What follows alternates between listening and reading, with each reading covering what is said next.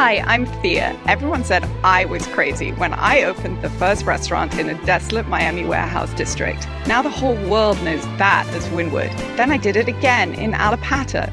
Ever wonder how a place goes from not to hot? Join me for a behind-the-scenes look at what really goes into igniting a neighborhood. We'll talk with the risk takers, the pioneers, the restaurateurs, the real sparks of neighborhood ignition. This is Thea's Neighborhood Magic. Welcome to Thea's Neighborhood Magic.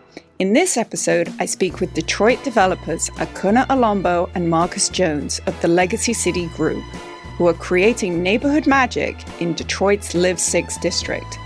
They've opened a restaurant in a neighborhood that hasn't had a restaurant in over 40 years and are doing whatever it takes to ensure its success. These pioneering developers are determined to build the community as much as they build their business and the block. Marcus and Akunna, I'm so excited to see you. Thanks so much for joining me. I'm particularly excited to talk to you because your company, the Legacy City Group, is creating a lot of magic in the Live 6 neighborhood of Detroit, Michigan. Akunna, can you please tell me all about what's going on in Live 6? So much like most of the neighborhoods in Detroit, or some of the neighborhoods in Detroit, we get a mix, right? So there are plenty of properties that are vacant, have been abandoned, but there are also properties in the neighborhood that have been maintained by grandmothers and mothers. It's a very blue collar working area. You know, City of Detroit has been being revitalized for the last 15 years. And now you can see some of that revitalization seeping into the neighborhoods. Our development is one such development, right? Where we are very intentional about starting to revitalize the commercial thoroughfare. So while you see new homes being built, you also now see new commercial development. So it's this great beacon of hope because you took about 12,000 square feet, a few buildings, combined them, made this beautiful new super cool restaurant, the Detroit Pizza Bar with the rooftop terrace and the two bars and wood-fired burning ovens. And this modern aesthetic. So that must be very transformational for the block. It is, and so it is for the block, right? And it's for when you're coming down 6 Mile, right? And so we made sure that it was a very open place, that it has a second floor patio, which is not something you see very often. The restaurant holds 200 people, which means we don't have to rush to turn around seats. And so we do end up being a place where people from the community can come, order a pizza, and they can sit and stay. Our average patron probably stays about an hour and a half, which is unheard of. But we have enough space to be able to accommodate them. The engine of neighborhood magic often starts with a restaurant that generates interest in a new area. It's how people experience a new neighborhood.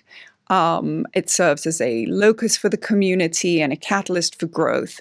But your restaurant and your business model is extremely special because you are doing something very different at the Detroit Pizza Bar. Can you please describe what you're doing that's different?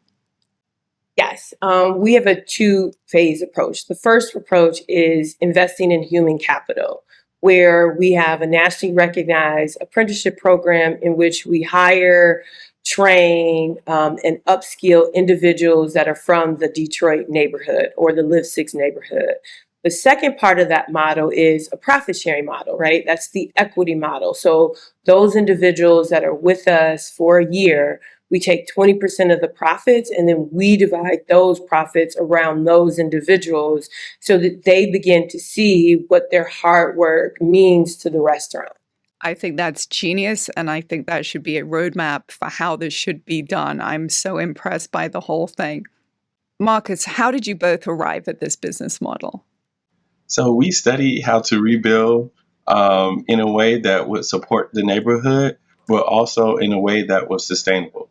So when I opened in Wynwood, I found it was much easier to get people to come from foreign countries than to come from the actual city of Miami a lot of the time because they had so many preconceived ideas about the neighborhood. And I was kind of shocked that we didn't get more local support right in the beginning. What are you doing to get that support, and how is that going? I really try to engage the community and looking at places where people just need venues. And oftentimes, people are the creative ones that just need a location that's not going to charge them a lot of money just to be able to host them, plus have all these minimums. And so I've been able to connect with people who are very talented, but just need a place to showcase their art or their gifts, whether it be singing, whether it be giving out knowledge to individuals about real estate, or just a safe place for people to be able to have fun and watch a game or two. But I talk to people and I look around and say, where can I make an impact so that I can propel and allow these talented people that live in the neighborhood and give them a platform to showcase their work? You both have an impressive skill set. Marcus, you're an expert in construction and sustainable building practices. Akunna, you're an attorney, a professor, and an expert in business law and taxation. You're kind of a superpowered duo. I'm curious to know, what's been the toughest learning curve in this whole journey? I believe the toughest learning curve is just us being able to accept new roles. I think trusting other people, trusting each other. I think, and also leaning into what we did intentionally, right? Was in continuing to be reminded that the community is the reason why we do this.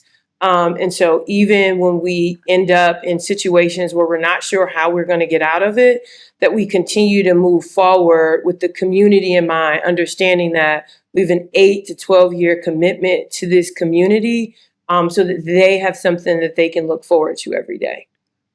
Akunna, pizza is the unsung hero of neighborhood revitalization. The pizza has to get made at any cost because people will come into a neighborhood for great pizza. And I understand that you are now the pizza maker on top of everything else that you've got going on. How did you end up behind the counter? Well, I ended up behind the counter like most entrepreneurs, right? Most people in business. You do what's necessary to make sure that the business operates, right? And so that means 100%. sometimes you're the pizza maker, sometimes you're the dishwasher, you're the person that mops, and so that's still a very much part of the model now. Right, is that the individuals that work with us and they see us and the people in the community, they appreciate the pizza bar because they know at any given time they can talk to Marcus or I, right? They know the owners, they know how You're much work we present. put in there. We're present, right? Right. So we know how to pivot to the needs of the community. And so I think that that's important for any business, right? When you're first starting up, or Sure. even when you're in there, that you have to show your face and you have to be able to roll up your sleeves and get working. And do whatever it takes. And I just want to say, in my pizza history, I would, whether it was oval, whether it was round, I never had to worry about corners. But your amazing Detroit pizza, you've got, squares to deal with. And I know you have an engineering background, so maybe that makes the square pizza thing easier to make because you do have an engineering background. It does. It does. The squareness of it, I think, kind of calms me too, right? Geometry, logic, Geometry, math, exactly. right? Yeah, I Yes. get it. I know that you've opened this super cool Detroit pizza bar in a neighborhood that hasn't had a restaurant in 40 years. Who's coming in? Is it locals? Is it destination dining? Over the last 2 years, I would say we've had a lot of people coming for destination dining. However, since we've been there for about 2 years, we are starting to develop a more local presence. But again, folks, they weren't used to dining in their own neighborhood. So this is a sense of repetition we've had to create for our customers. Akunna had mentioned everybody's having to learn new habits because they would just drive on past the restaurant.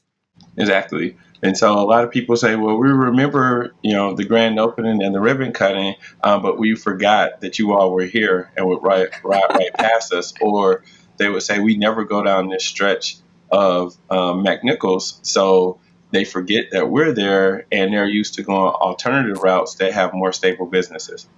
So now about 2 years in, they're remembering and they're coming by. And you're doing amazing programming, Marcus. I think one of the kind of foundations of this pioneering neighborhood ignition that we all do is making it fun. And your events look really fun. Tell us a little bit about the things that you do at the restaurant. I love events. I love coordinating things, and I love football. And so I knew automatically I wanted to host watch parties. Just quite selfishly, I remember being here in Detroit and not having a nice, clean, safe place to watch games. And so often I would find myself at home or having to invite friends over, and it would be a small group of us watching games. And so when I created the pizza bar, I immediately reached out to my alumni groups and said, "Hey, I have a place.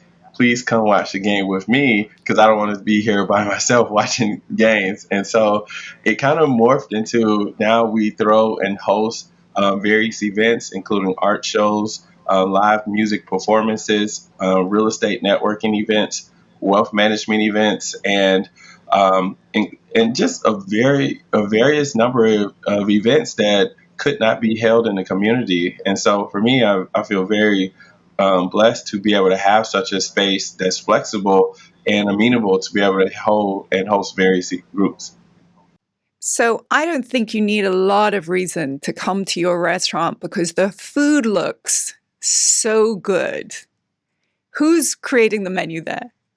And so our menu really was created by Marcus, actually. So he's the one, he's from Atlanta. And what he wanted to do was he wanted to have a pizza restaurant. He said people love pizza and they love beer. So we knew we needed to have pizza and beer. And then because he's from Atlanta, he knew he wanted to have wings. And so we actually have 12 different flavors of wings. All of those Marcus has tested and came up with the recipes for, and then we've scaled those recipes up. So, kind of like the brains behind the menu of the pizza bar, in large part is Marcus. Akunna, what glimmers of progress have you had? Oh, I think when I say that, I would have to say it's really the community that gives us the glimmers of the progress, right? Being able to see more individuals, right? We see more regulars, see more people that come out, people who have birthday parties there, right? We have plenty of children's birthday parties. We have plenty of organizations that are repeat. And so they're the glimmer, right? Also, we have individuals who worked for us before. Now they've moved into a more stable, warehousing job. So being able to see those are the glimmers that, that I think we take the most pride in, right? Being able to open our doors every day and knowing that there are people that are going to come in that we're going to be able to help change their life or give them a space where they can be safe and they can learn what they need to do. But more importantly, sometimes we're part of the family dynamic, right? It's a great feeling. Yep. Or somebody got a good grade on their report card and their parent promised them pizza. Those are the things that are good. Like when the kids come in and they're playing the games and they want to be here and they're running around the restaurant. I think those are the things that make us say that we've made the correct decision in doing a sit down restaurant that looks like a downtown restaurant in the middle of the neighborhood, because they're the ones that are most appreciative of it. So you're really feeling like a part of the fabric of the neighborhood now. So you're at about the 2-year mark, right? Yes. And what's the next phase? What would you do next? So the next phase is to continue to create jobs and opportunities in the neighborhood. We want to create a pipeline of folks and workers for the hospitality industry for Detroit overall and just for the city. And so our goal is to continue to train, develop, and send individuals with great work ethic out to some of the higher end restaurants that are in the Detroit and surrounding areas. So what does the Live Six neighborhood look like in 5 years, Akunna? Well, it's going to be more thriving and more prideful than it is now, right? It's going to be a neighborhood that is completely stabilized, where there are more than one sit-down restaurant on the thoroughfare, or you will see families walking down the streets and holding hands, and you will see restaurants and shops. And so, we really want the Live Six neighborhood in 5 years to begin to look like a hub of families and neighborhoods. I'm going to end with a demand to my new friends in Detroit. I found a picture of a specials board in the restaurant when I was looking and reading all about you. And I guess what happens when you have a law professor hanging around her own restaurant is you end up with cocktails called the deposition, motion to dismiss, and case closed. So I'm letting you know now that when I show up, someone is making me a motion to dismiss because I'm ordering it. Deal? Deal. Marcus, Akunna, I'm a huge fan. Thanks a lot for being on. Thank you for having us. Thank you.